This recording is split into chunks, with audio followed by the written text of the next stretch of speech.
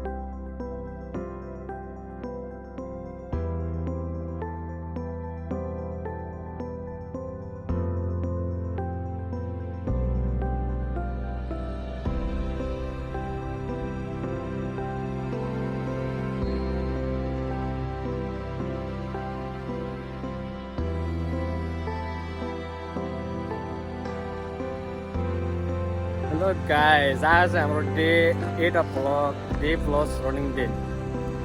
आज लास्टै एउटा डराउने जस्तो कुरा भयो। के भइरहन्छ है?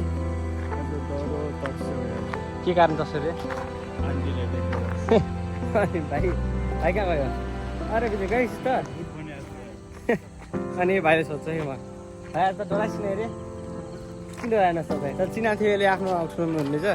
अनि हाम्रो चिनाचिना सिधै अगाडि आएर के हुन्छ नि, एउटा यस्तो सेतो कपडा लगाएर पुरै सेतो कपडा यस्तै होइन, यस्तो लगाएर अनि यस्तो गरेर हेर्नुभयो। हेरेपछि हामी चाहिँ डरायौँ नि यार, तरिका।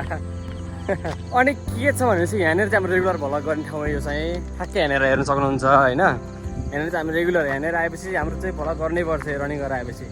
अनि हाम्रो चाहिँ ह्यान्डसम भाइ आएछ, उसले हामीलाई मासु पनि भनिरहेको छ। कुनको मासु भाइ? सुँगुरको हो कि नै? सुँगुरको मासु खुवाउँछु भन्दा चाहिँ अरे, तर मैले चाहिँ खाँदैन है, सरी है। मेरो चाहिँ यहाँनिर हेर्नु सक्नुहुन्छ होइन, त्यो चाहिँ मिल्दैन, मैले खानु चाहिँ मैले खाँदैन भन्छ कि। अनि उसले चाहिँ खाने सोचिरहेछ। नमस्ते। उसले चाहिँ थारू हो चाहिँ, थारू हो।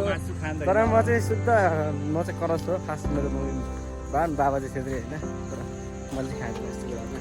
राम्रो पाप लाग्छ यार, जनेको पनि त्यसमै त त्यो कुखुराको पनि खानु हुँदैन, ब्रोइलर पनि खानु हुँदैन। तैँले तेरो सिद्धान्त अनुसार कुखुराको त अब मैले छोडेको थिएँ होइन, 3-4 महिना छोडेँ।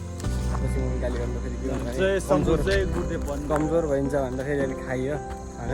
शरीर पनि त अब स्ट्रङ गर्नु पऱ्यो। ठिक छ ल, अब यहाँनिर चाहिँ यति